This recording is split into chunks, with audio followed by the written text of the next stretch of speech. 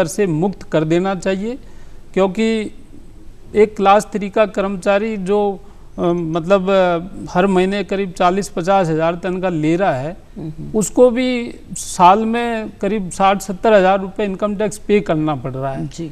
और ये पे करने के अलावा उसको सेविंग भी करना पड़ रहा है इनकम टैक्स से बचाने के लिए, और उसके बच्चों को पढ़ाने का जो खर्चा है वो बहुत ज़्यादा बढ़ गया है। जी बिल्कुल। तो जैसा बैरवा जी आप कह रहे हैं कि महंगाई बढ़ गई है, एक श्रमिक हर तरह से परेशान है, और जहां जैसी आपने बात कही कि सरकारी हो या निजी हो, एक व्यक्ति अगर काम करता है तो उसे एक सम्माननीय वेतन मिलना चाहिए, उसे सुविधाएं मिलनी चाहिए।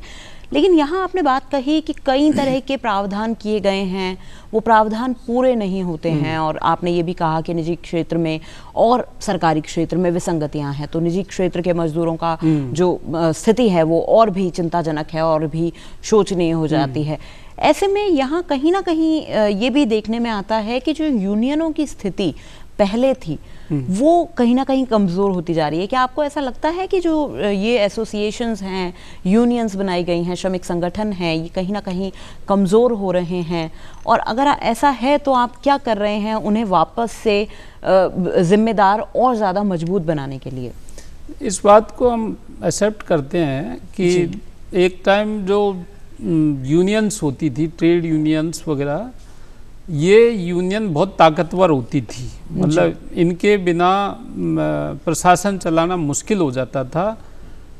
लेकिन आज की तारीख में ऐसा नहीं है, और मैं इसे ये समझता हूँ कि ये जो बदलाव हुआ है, व्यवस्था में बदलाव हुआ है जी, कि पहले का जो कामकाज का तरीका और अब के कामकाज के तरीके में जो अंतर आया है, इसकी वजह से ये हुआ है। दूसरी बात क्या है कि पहले जो कर्मचारी जो अनस्किल्ड ज़्यादा होते थे, आजकल स्किल्ड लोग आ रहे हैं जी, और जो कर्मचारियों के जो हक अधिकार हैं वो भी मतलब सबको मालूम है जी, मतलब आधे तो न्याय वैसे ही मिल जाते हैं जी।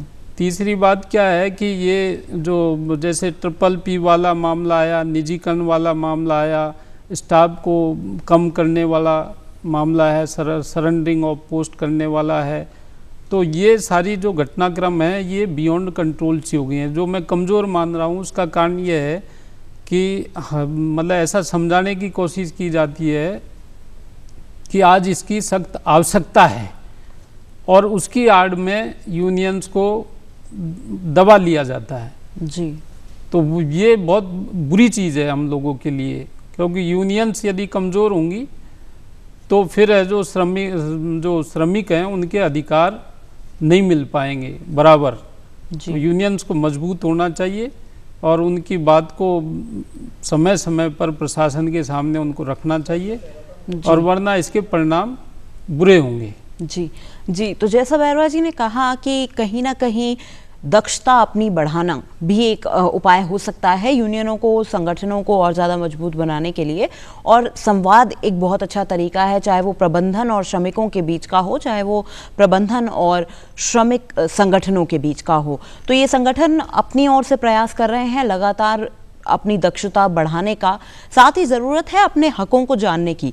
तो मैं अपने दर्शकों से कहना चाहूँगी, जो श्रमिक हैं, जो देख रहे हैं, दर्शक हैं जो देख रहे हैं, वो भी एक दूसरे की मदद इस तरह से कर सकते हैं कि अपने हकों को जाना जाए, अपने हक के बारे में सचेत रहा जाए, तो अपने आपको कोई धोखा नहीं दे पाएगा, और आप अपने हक का, अपने काम का जो भी मुआवजा या जो भी आप उसके लिए डिज़र्व करते हैं, आपको मिलना चाहिए, जो आपका हक है वो आपको मिलेगा। यहाँ पर अपने कार्यक्रम को विराम देना चाहूँगी। उससे पहले बैरवा जी आपका बहुत बहुत धन्यवाद, आप कार्यक्रम में आए और आपने इतनी सारी अच्छी जानकारियाँ हमारे दर्शकों के साथ बांटी। अगली बार फिर मिलेंगे एक नए विषय के साथ जो आपकी ज़िंदगी से जुड़े हुए हैं। आप देखते रहिए DD राजस्थान। नमस्कार।